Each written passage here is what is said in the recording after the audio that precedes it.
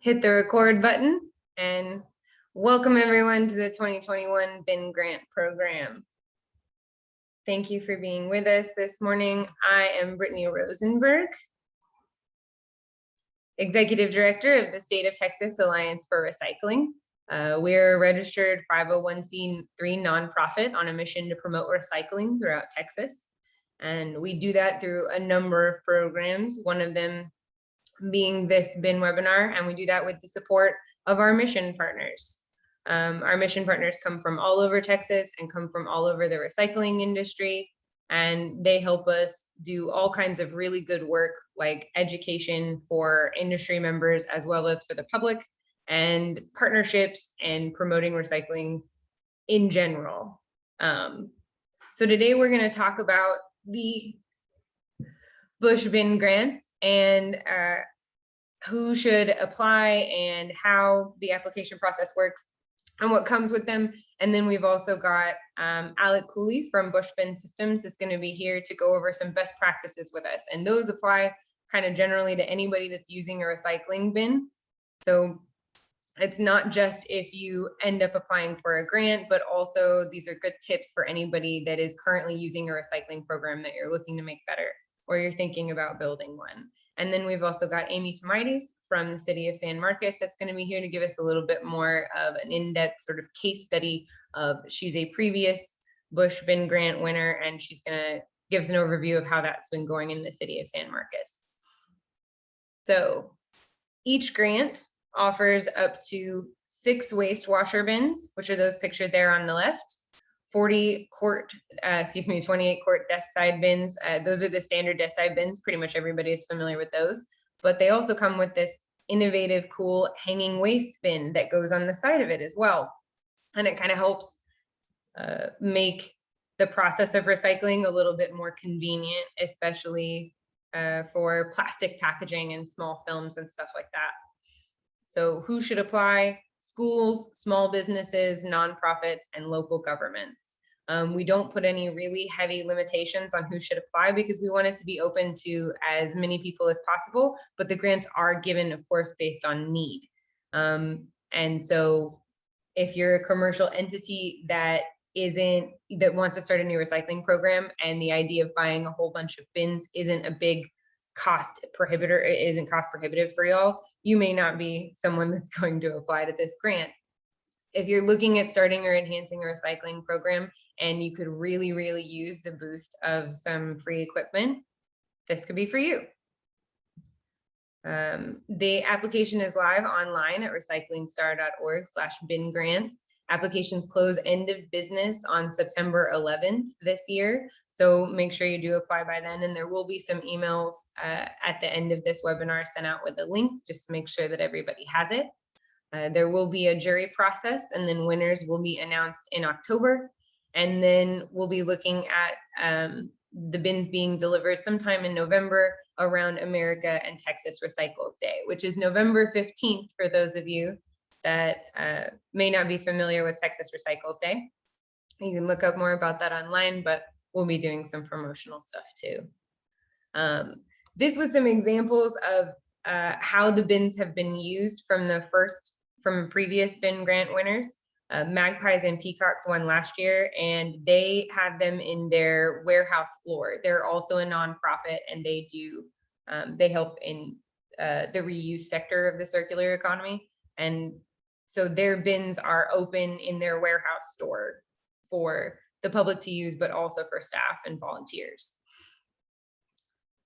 Versus with the city of FAR, they installed these in the administrative areas for the Parks and Rec department, the fire and finance departments. And so these are office facing. So sometimes it's a lot easier to run a program when it's just your staff that have access to the bins, because you can be a lot more strict with staff, and staff can be a lot more responsive to what's allowed to go into the bins. And what's cool about their pilot project was they were also using it to demonstrate that they did have a lot of recyclables coming out of these offices, and that it's a large enough stream that it's worth capturing, and that it was worth capturing for them, and also that it could be done well and easily. So it was worth investing more in the future. And then Wiley ISD. So this is an example of a school using it. Again, right now they have it mostly administrative facing, and this was the same with a couple of the winners last year, just due to COVID issues. That they haven't yet put them in the classrooms. We had a couple other winners that had some reserved also for new classrooms that are slated to be open now this fall. So they won't be implementing some of their BIN program until now. So it's a good note. It's worth considering that we can work with you on COVID considerations. We do understand how that kind of isn't always predictable.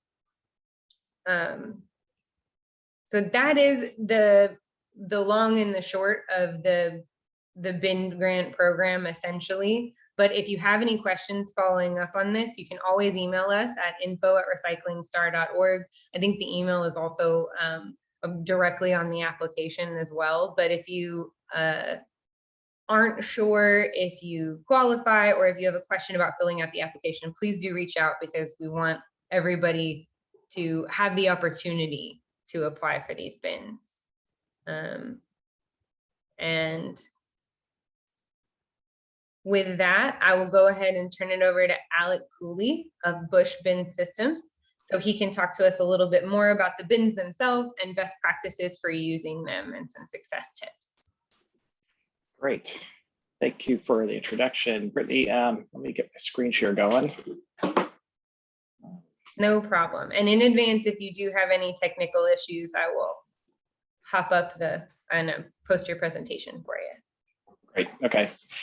Well, hello, everybody. So as Brittany said, I work with Busch Systems. I'm a senior advisor, and my role is I come from the recycling industry, having run recycling programs for university in California, and having worked with Keep America Beautiful out of their national office for about 9 years. And so a lot of what I'm going to go over today is based on both my personal experience of what I've seen on the ground operating programs, but also having worked with academics who have done actual research and been able to document improvements and how it impacts recycling rates and contamination issues like that with actual recycling programs. So I can advance my slide. I'm going to start out with this, a very high level talk about behavior, but just to sort of set the tone for what we're doing. We're all very familiar with the problems with contamination, or just trying to get people to participate and actually put things into the correct bin. It's an issue that all of us face in all of our programs, and all of us, to different degrees, find success in affecting that behavior. But it's easy to get into the mode of thinking that I keep seeing people putting stuff in the trash. People are just not willing to recycle. They're not willing to do that, and that's simply not true. There is plenty of research that's been done that shows that most people are more than happy to recycle. They may not be enthusiastic or passionate about it, but that's not important. That is not the objective. We simply want people to do the act of recycling, and that's something that most people are willing to do. But there are a couple fundamental things we need to understand about that behavior and how you get them to actually do that. I like to take credit for coining this phrase, which doesn't mean anything to anybody who's never heard me say it before, but the whole idea of a Homer principle. People have a limited attention span. Recycling trash, by definition, you're asking them to focus attention on something that has no value to them. By definition, there's something they are getting rid of. And so asking them to give it a lot of their attention is a difficult thing to do.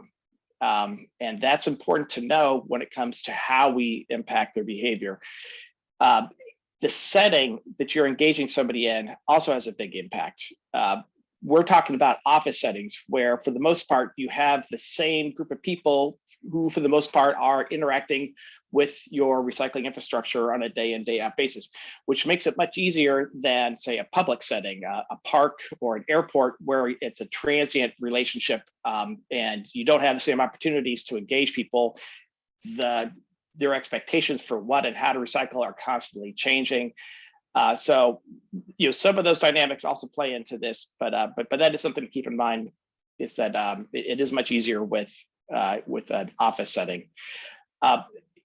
So there are a couple objectives of what you need to do as the recycling solid waste person to get folks to recycle more, reduce contamination. The first is barriers.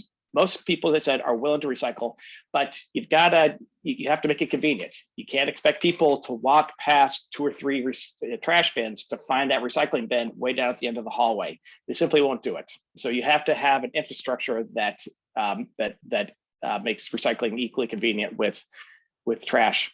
And then you have to address the confusion about what to do. This is probably the number one barrier for most people, is the confusion over different kinds of plastics. This is a whole webinar in and of itself, and obviously we're staying at a very high level, but I think just understanding the basic bullets of what we're trying to do, that those are the main ones. The second is just getting people into the habit. There's a lot of research that shows if you can get people into a rhythm, they know where the bin is, they use it, they interact, and make it part of a routine, that becomes its own driver that can build on itself.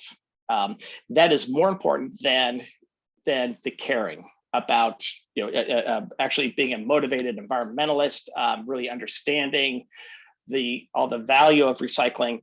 Those are important things to do, but those are really, as I put down here, the part 3. The main thing is simply getting people into that habit.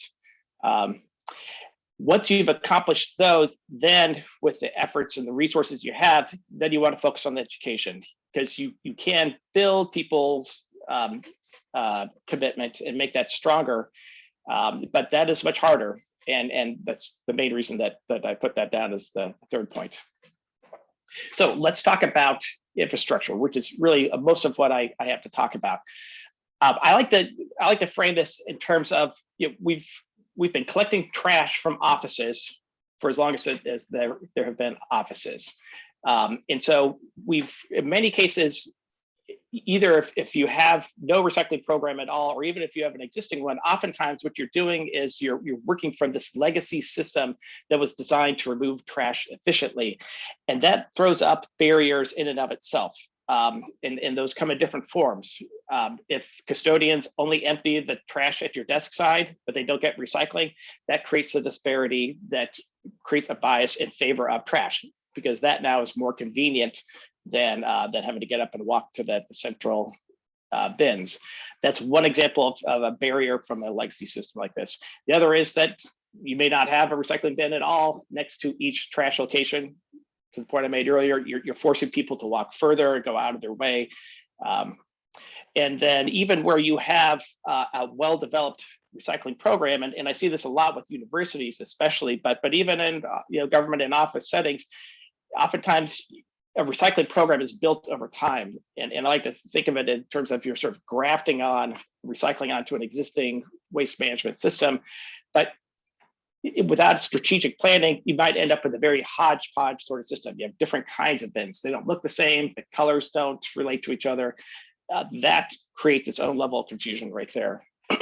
So we have this legacy system that one of our objectives is to, in my mind, I think of this really as kind of going back to the drawing board in the literal sense.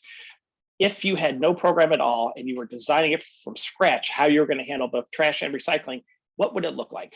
And there are a couple of key things. You want it to be, as I said earlier, you need to have parity. You need to make sure that recycling is as convenient as trash at each location. And you want a system that is intuitive, that even without doing a lot of education and outreach and engagement, you want a system that guides people's behavior on just in a very intuitive level. And I'll point out examples of how you do that with some of the best practices as I move into these. So let's talk about what some of those best practices are. Waste audits, I think most people are familiar with these and what they're about. And in most cases, they tend to be thought of as, that would be nice. We would love to do waste audits, but that takes a budget. We don't have that. But if you have a large office, if you are working with hundreds of people, understanding what's in your waste stream is more than just nice. It really is essential to dealing with issues like contamination. That's how you understand what are the items that people are getting confused about.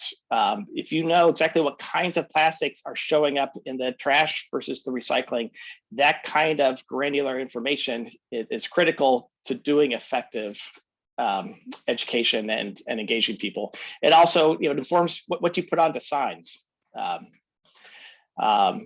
And then the fourth bullet I have here is it also helps to influence purchasing decisions. If you have dining operations at your facility and just the packaging that's being offered, if you know that certain items are showing up in the trash or recycling and correctly, that can help to optimize what it is that you're going to purchase and offer folks. And then the other point I would make with this is it's equally important to be tracking what you're actually generating on a day-to-day basis, knowing how much trash is being generated, how much recycling is being generated on a weekly, monthly, et cetera basis. Those are all performance metrics, and there's the truism that you can improve what you can't measure. And the way you do that is to make sure that you're getting the right data.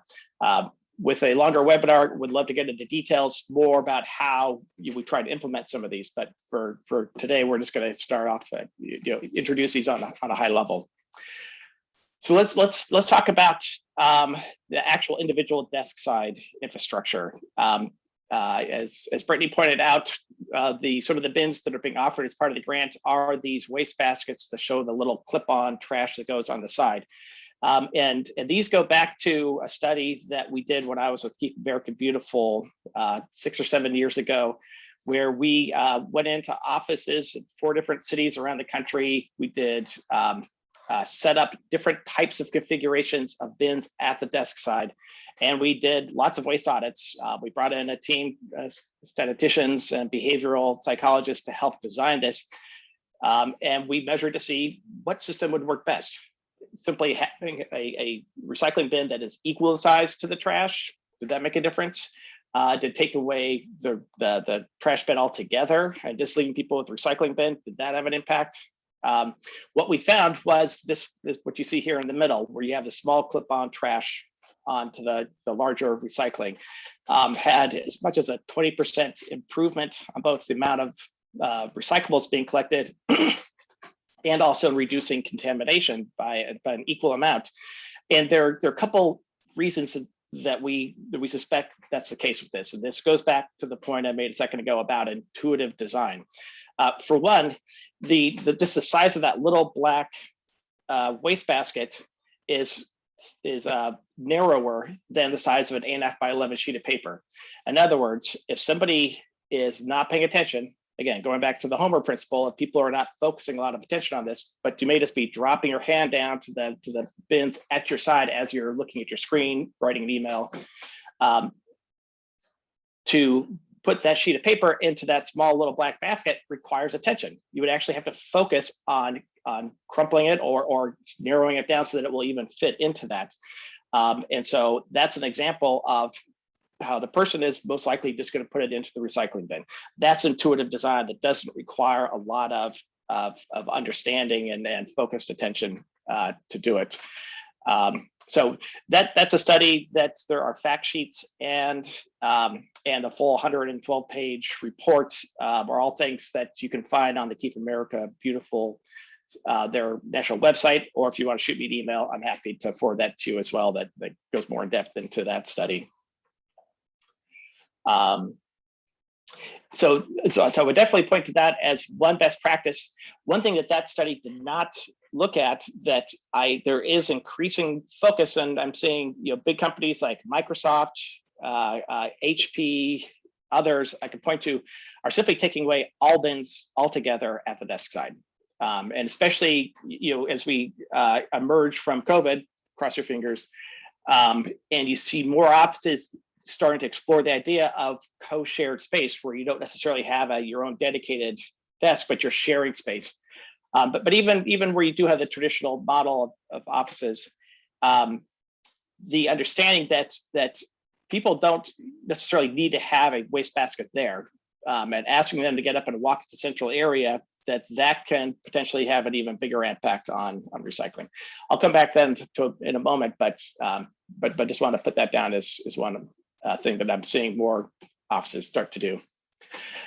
So let's talk about the public area bins. A lot of this is just best practice that you probably are familiar with on a basic level, but just to cover high level, these are the bins you can find in the hallway or down in the lobby.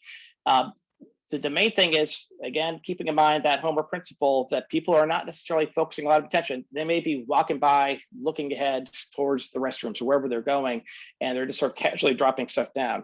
In that context, the bins have to be able to distinguish themselves even without people focusing directly on their attention directly on them. So it's to the extent that you can make the bins really stand out and communicate without words that I am for recycling or I am for trash, and they have to really project that so that people, just on a very basic level, their hands will be guided in the correct direction. Restrictive lids, the purpose of that is, again, it slows people down. With that, if you have a wide open bin, people are much more likely to just do a casual, like they're tossing a basketball into hoop. You just sort of toss it without paying attention. But if you have to negotiate an item into that slot on a paper bin, that requires focused attention. And anytime you get somebody to focus more attention for whatever reason, they're more likely to also see the messaging, to see the signage and react to that. So those all improve participation. Having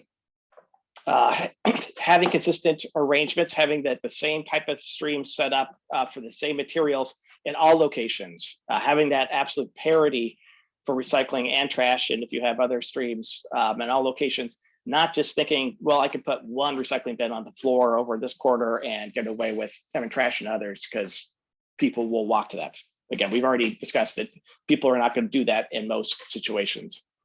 And then signage is also real important, and it's going to forward on to talk about this, because labels and signage are a whole world of themselves. This is a whole nother webinar. Would love to get into some time. And I have done some, at the end, I'll share some blogs, a blog that I write where I'm looking at actual academic research, trying to understand signage better and what has an impact.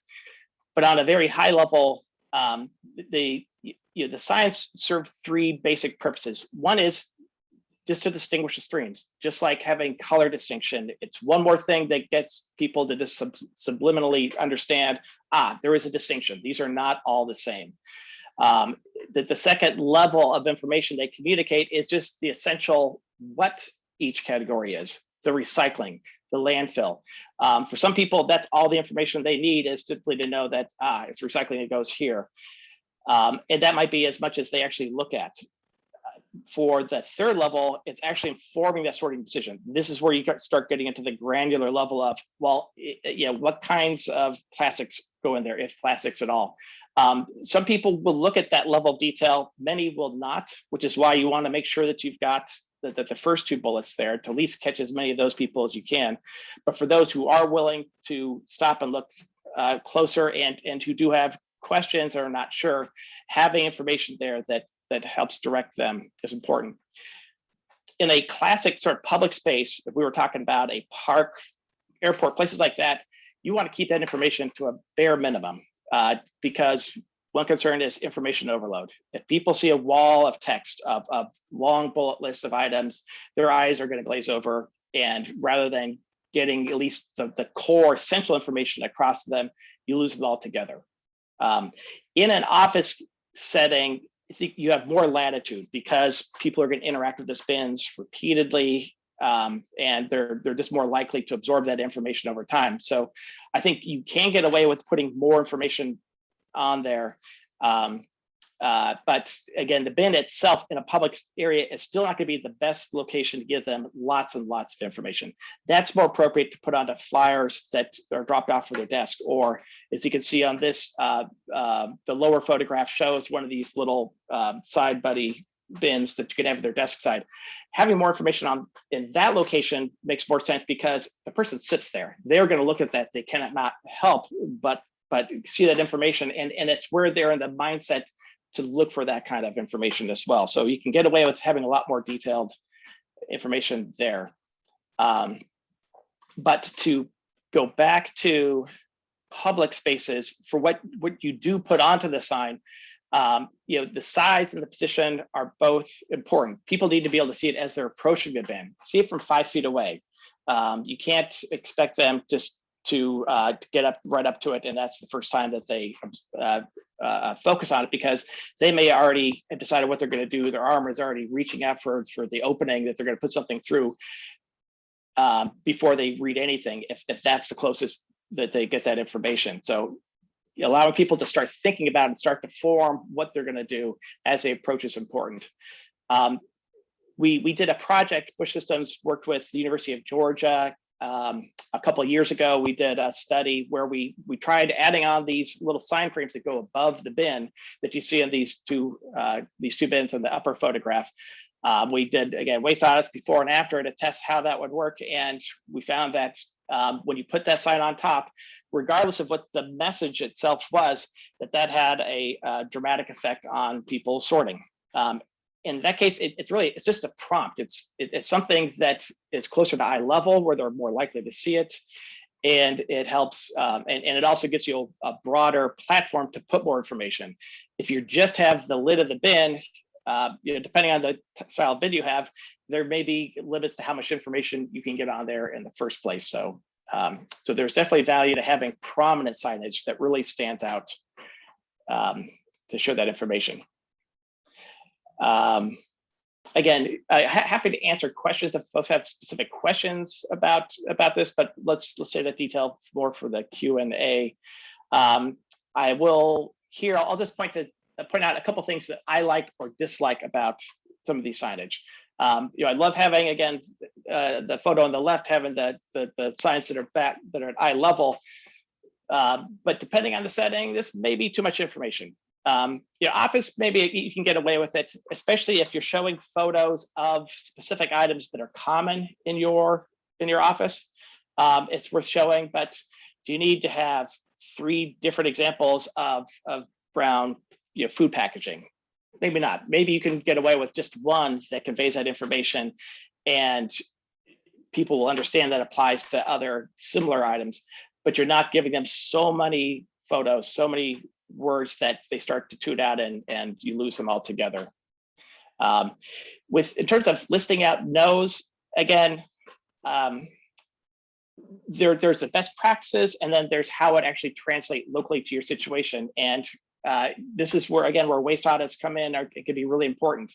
Generally, I avoid listing out the things that are not acceptable on a bin. Rather, instead of putting it there, the red no list items on the recycling bin, simply put those onto the trash bin as yeses.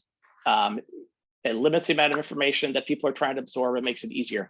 The exception to that would be if the waste audit is showing that there are specific items that really are chronically being confused. If oftentimes it's coffee cups, things like that keep showing up in the bin.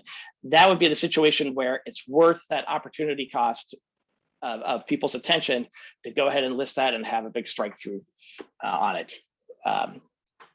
But in general, but that's kind of the level of information that we'll get into. And also just be careful about the wording that you use. Do you need to have as many words as you see here? For instance, I'm looking at the on the right, I see metal cans, foil, and scraps. Terminology like scraps is very vague and ambiguous. It's probably distracting people more than it's informing them. Foil, do you actually have foil, aluminum foil being generated in your office setting? Your audit will tell you that, but if that is 0.001% of what's in the waste stream, that's probably you're adding that's wording you don't need to bother giving people, because it's just too much detail for something that is too small a percentage of what they actually are going to experience. So it's better to get this down to the bare minimum of words that for the items that really are the important ones that you want to make sure people absorb. So then let's talk about the actual collection system, because this is, I would argue, it's one of the biggest innovations and trends that we're seeing today in office locations is this move away from having what I like to think of as sort of a concierge level of waste collection service from custodial to every location, having bins all over the place, having them coming to the desk side. As I mentioned earlier, there are increasing number of office companies as well as universities who, whether or not they are removing the bins at the desk side, they may leave the bins for people to use, but they discontinue the custodial service coming to the desk. There are a couple of reasons that you see folks moving this direction. One is if your legacy arrangement is they go to empty the trash, but it's not part of their job duties to get to the recycling, and therefore you're creating that disparity, that convenience disparity. You want to eliminate that. You could add recycling collection service from the custodian at the desk side, and that's one option, and many go that direction. But obviously that's adding labor, which can be its own issue, especially during COVID, as custodians have been asked to focus more on cleaning surfaces, and they may have limited bandwidth to do additional tasks. One way that you can still achieve that parity of convenience is to simply ask people to get up and walk items to the centralized bin. You can already imagine in your own mind how that might go over. Some people really don't like it, and people will complain. What I would say is there are strategies for how we implement that kind of system that help to overcome that. And most importantly, I can cite dozens, if not over 100 different companies and universities who have gone to this kind of system. And the vast majority of them, if you plan it and do it correctly, people adapt to it. They're fine. There may be some complaints, but those could be mitigated and addressed, and this will lead to a successful program.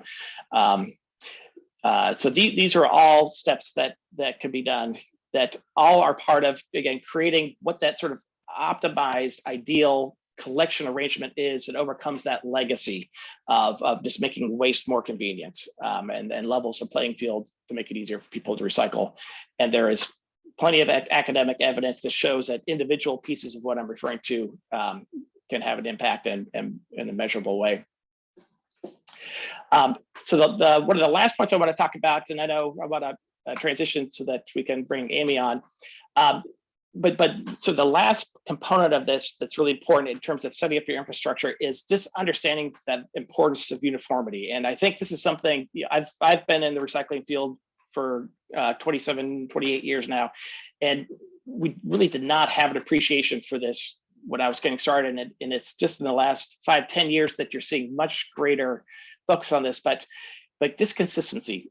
One of the ways that we overcome confusion that people have is by not forcing them to relearn what recycling means, what items can be recycled, what does the recycling bin look like every time they walk out of a building and go down the streets, from their home to wherever they go during the day. That constantly shifting nature of the way our system is developed in this country makes it more difficult.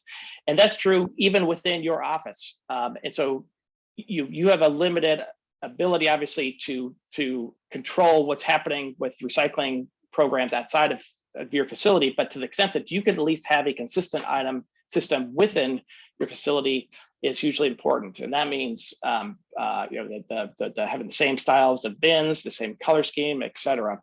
And all this makes intuitive sense when you think of it in the terms of what you should see here with the stop sign. There's a reason you don't see stop signs in different colors and different shapes. This isn't something that's a local decision that this town is going to come up and do its own sign because they want to use their city colors on the sign. You would never do that. You see here, people driving up to that stop sign are not going to respond to it if it's always becoming customized. So to the extent that we can really reinforce the same messaging, the same look, expectation is all critical across the board with recycling behavior to improving that. So this is just one example I point to here. Most of these are from the city of San Francisco, where they've had an ordinance in place for a number of years now that mandates all recycling bins shall be blue. All organics collection bins shall be green, and trash shall be black. And so whether that's your residential carts in the upper left-hand corner, I think this is in the convention center. These are bins outside of an event space.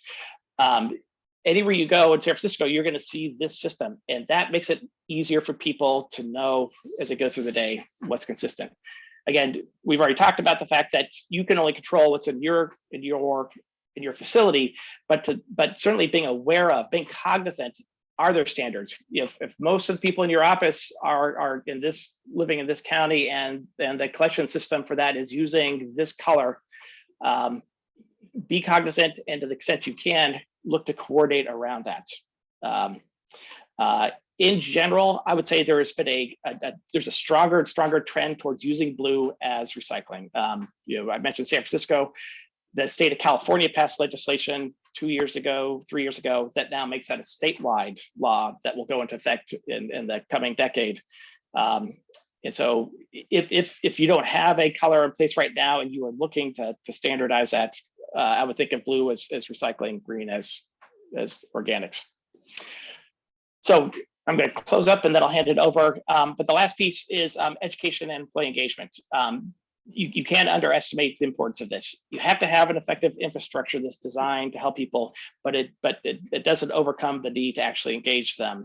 Having sample memos, making sure they've got that detailed list, easy reference at their desk for when they do have very specific questions, looking for ways to recognize them with caught green-handed types of promotions or just tabling. Big shout out for America Recycles Day, Texas Recycles Day, a great program that I was involved with when I was at Keep America Beautiful. And I know Texas has the pride of having launched it back in the 90s. Great ways of engaging and raising awareness with with folks in your office. And so I encourage you to be thinking of those as well when you're designing your program. Final thing I'll put here is this. I mentioned there are a number of resources that I'm happy to help you with. Busch Systems did a webinar back in February that was very focused on the same topic, where we had some case study presentations from UCLA and a couple other locations talking about how they set up their programs. I'm happy to drop the link into the chat box when I'm done speaking. But you can find that on our website, the recording. And then I write a blog series where I go more depth into some of these different systems, including the whole centralized collection model and self-service, asking people to take items to centralized bins. I did a 3-part blog series, talk about how you actually implement that. How do you do the stakeholder engagement? How do you do the strategies to get people to buy into that kind of program? Again, I'm happy to throw the link into the chat box, how you can find those, or I'm not sure if these presentations will be made available later, but these are hyperlinked, the slide here too. And with that, I will pause and hand it over for Amy to tell us about her experience with the city of San Marcos.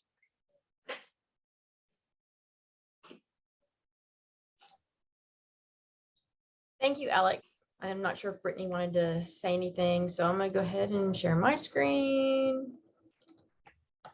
Thank you, Amy. I did just want to note, if anybody has any questions, feel free to throw them in the chat, or and we'll go over them at the end of Amy's presentation. And thank you, Amy, for being with us, and thank you, Alec. That was a great presentation. And Amy, if you want to hit display settings up at the top middle again. And I just had a computer failure. My screen is now blank. Oh, that's unfortunate. Let me see if I can share your slides. Can you see my screen? No, I can't see anything. My screen is blank. So if you want to stop my screen share, you want to do my slides, I will go through them. Yes, I have stopped screen share. I'm on the very first slide for City of San Marcos. Yay. So welcome to the City of San Marcos. I'm Amy Tomides. My official title is the Community Enhancement Initiatives Manager. I manage the Resource Recovery Division, as well as Keep San Marcos Beautiful. Some quick stats on the City of San Marcos. We have approximately 825 employees. We have 12 buildings that are non-civil service, and then 6 civil service buildings, which is a police station and 5 fire stations. We are in the process of building more fire stations and other non-civil service buildings and facilities. Next slide, please. So how we started with our whole system. So I started with the city in 2013, and after watching, I believe it may have been a webinar about office recycling, we piloted in the building that I was in, which only had about 15 to 20 people in it, the desk side, the recycle with the sidekick, just to see how it would work. And we wanted to show a success. And being, as I'm sure everybody is when they're the recycling person for their organization, everybody was asking a lot of questions. So with that, I was able to work with an intern, and we developed a little sheet, quick fact sheet on how to recycle correctly and what the system does to help divert more material. So it was a success, and we expanded it to 2 more buildings. One of them being City Hall, because we wanted to make sure the city manager's office was seeing what we were doing and how much of a success it is. Then in 2020, or maybe late 2019, we went after a Busch bin grant to expand to some other buildings with that, and we which we won. Getting those in 2020 during COVID was fun, and what we ended up doing was rolling it out in some other buildings without them knowing. So when they showed up, we had removed all of their bins and put these lovely new desk side dual systems in. So everybody got a handout to talk about what went where, and if they had any questions, they could contact us, which they are really good at doing. If they have a question about where something should go, they do actually email me, or they'll email our generic email for recycling, and we'll answer their question, no problem, which I thought was really interesting that they would actually email us and ask us those questions. Next slide, please. So then the break rooms. When I was in, I've been reorged and moved into facility now, but in that original one where we started with the desk side, it was in the Parks Department building, and everybody was complaining about how we didn't have composting. And being right next to a park that had a lot of events, and we had eco stations there, we had a compost dumpster, and they were saying, we've got this right here, let's utilize it. So we did, but I just got a metal container and I just put compost on it. We didn't want the cleaning crew to service it because they would have just thrown it in the trash. But we were also able to audit it and see how it was going. So that was a success. Everybody loved it. And then all of a sudden, my division got reorged to another department. And when I moved to that department, we talked about how were we going to get recycling. We didn't have a compost dumpster next to us. So how would that work? And at the 2019 STAR conference, Busch Systems actually gave us a waste watcher, which you see pictured right there for free. And that was really good because I was able to try the standardizing, the colors and the messaging in a break room to see how it would work. And so we used that in our break room in the new facility. I still had the other one going with a hodgepodge of different containers. And because I had trained them really well, it was going okay. Most of the problem comes from if they're going to actually purchase compostable material instead of purchasing what they usually do. That's a whole other thing. So then this was a success. Again, doing the Busch bin grant. I had other city departments asking if they could get eco stations in their break rooms as well. And I was able to get the waste watchers, but it didn't come with composting. So I was able to justify that we got these 2 bins for free. I was matching it and we got the compost. And this is what we added in 3 other buildings. The one thing about all of this is the cleaning crew never services the compost. It doesn't matter which building it's in, because there's questions about whether or not the cleaning crew is actually dealing with our recycling correctly. And I did not want them to deal and mess with the composting. So we do that, city staff does that. Next slide, please. So then we look at successes. We had really good success in people who set it up correctly. We do a standard signage. We do standard placement where trash is on the left or landfill is on the left, compost is in the center, and recycling is on the right. But then we had one department that would mess it up all the time. We had recycling ambassadors for all of the different departments that were using it. So they were keeping an eye on everything, looking at contamination. But in this one department, the director was not supportive of their employees who wanted to be the recycling ambassador and to help with making sure everything was correct. Plus, we were in COVID at the time. So those people who were acting as the recycling ambassadors for that department were actually telecommuting them most of the time. So you can see on the bad, they would just move the trash over to where it was the most accessible. They actually broke one of our signs off of the recycling. So we have kind of changed that up a little bit, and everything was contaminated. But what we did do is we collected, because the cleaning crew does the recycling and changes it every day, we collected and we've been weighing it. So from the Parks Department, they have fewer employees, and they've been collecting 32.2 pounds to date since last, I want to say it was March. And here in neighborhood enhancement, we've collected 252.6 pounds. And then public services, where you see the bad, we actually did sort it in all three of the containers, and they've got 115.5 pounds. So what we're looking at now in San Marcos moving forward is standardizing all of our containers. All of this that we have done so far has been on the back end, not open to the public. So we're going to be looking at standardizing all of our containers for all of the facilities, including the fire stations and the police station, and including the front end. Those will be a little nicer. They'll be all blue, all green if we're going to do composting in those areas, and all black, not the gray with the different color lids. And this is what we've done throughout the whole city. So downtown, our public containers are black and blue. In our park system, they're black and blue. At all of the youth sports complexes, they're black and blue, just so we can standardize all of the colors. We also have done the same thing with our throughout the city, is standardizing all of that. So it doesn't matter if you are downtown or if you're at one of our parks, it'll be the same color and same messaging.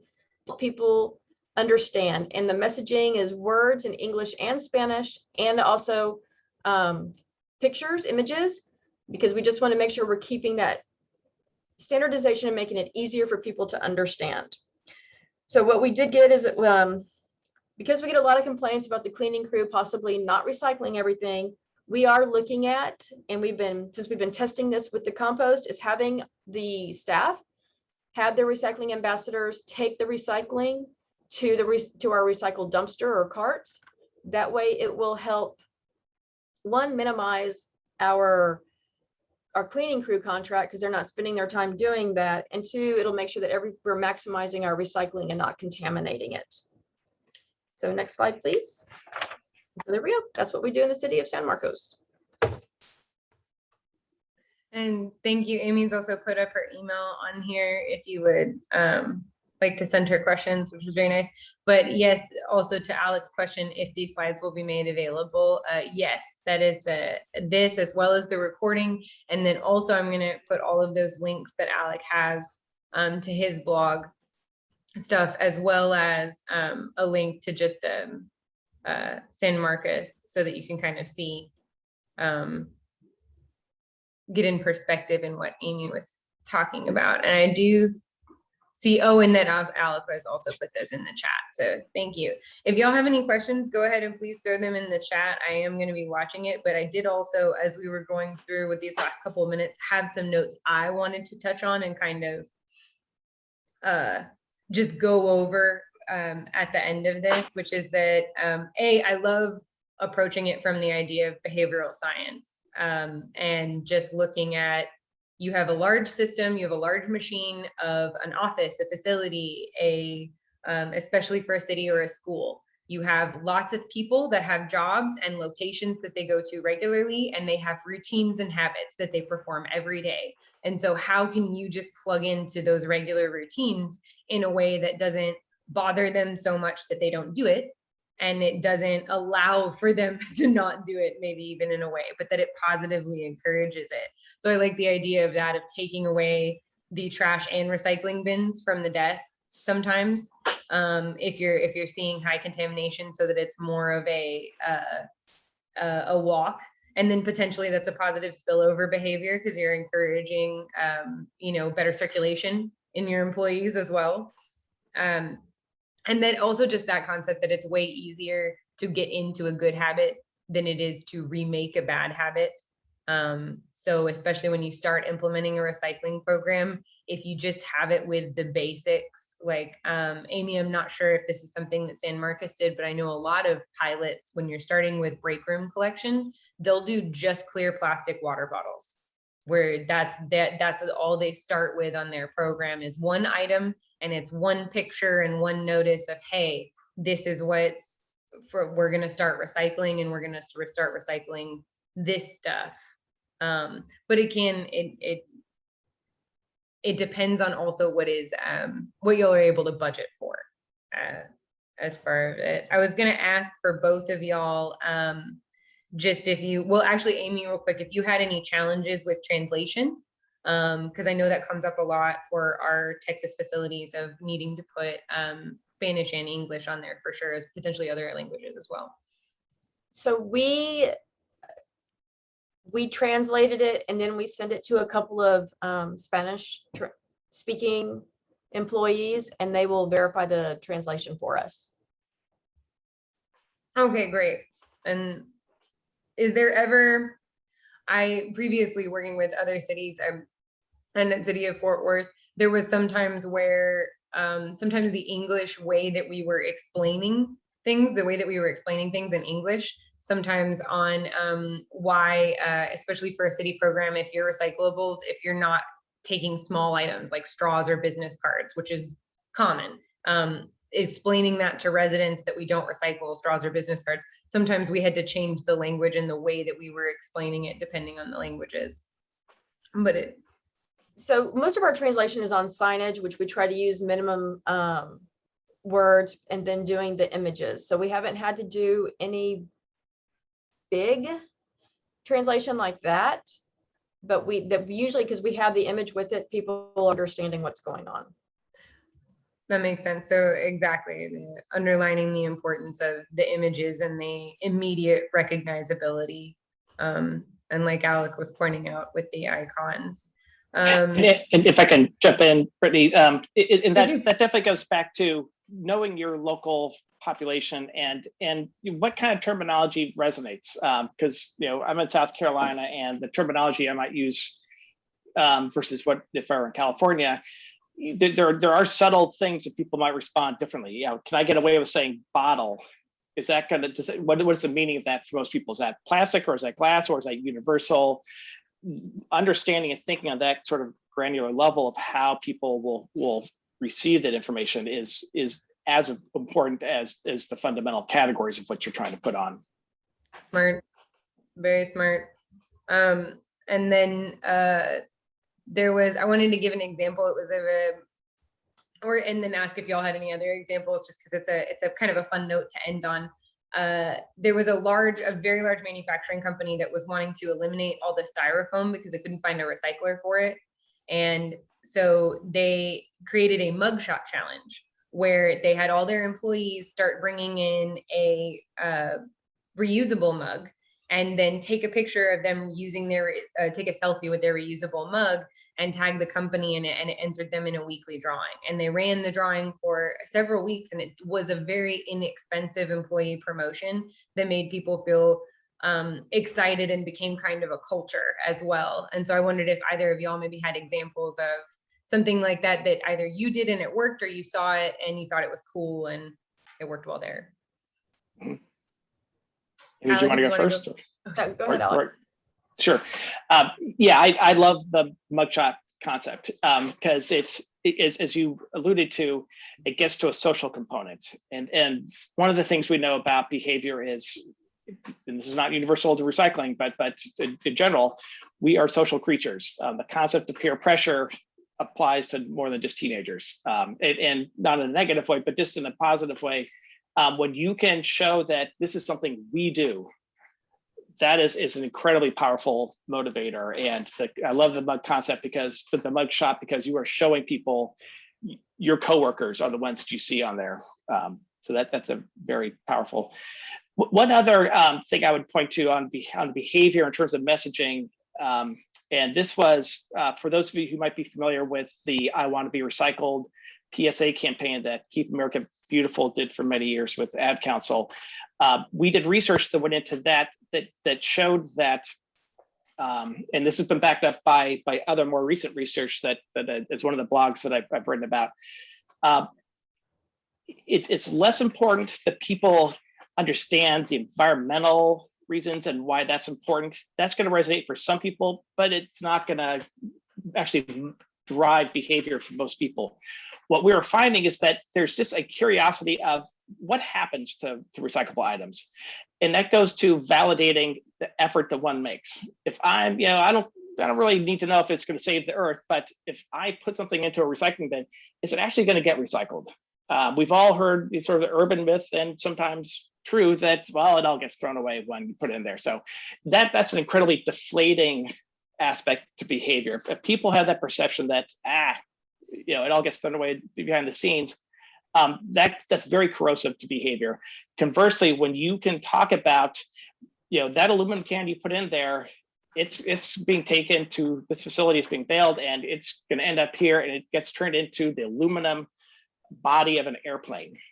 Simply connecting people to a result validates that my effort did something. I don't need to know too much about what that was, but and so campaigns around that, like I Want to Be Recycled, are I think another quiver in the I'm using the terminology wrong. It's another arrow in the quiver for outreach campaigns to think about. It was very good. Amy, did you have any thoughts on that or any last thoughts before we sign off today? I like that mugshot idea. We try to celebrate America Recycles Day as a week, and we do something with our employees. But I will say that most of the staff here, they know me. I just say I'm in their head all the time, and they just try to make smart choices. Nice. Okay, so intimidation is also an arrow in the quiver of campaigns around recycling. All right. Well, thank you both very much for being with us here today, sharing your experience and taking the time to speak with us. Thank you to all of our participants for showing up, and to the people that will be watching this later on YouTube and on our website. If you have any questions, make sure to email us at info@recyclingstar or Google us. And like I said, all those links will be emailed out, and they'll also be on the website. So thank you, everybody, and have a great rest of your day. Thanks for hosting us. Thank you. Thank you.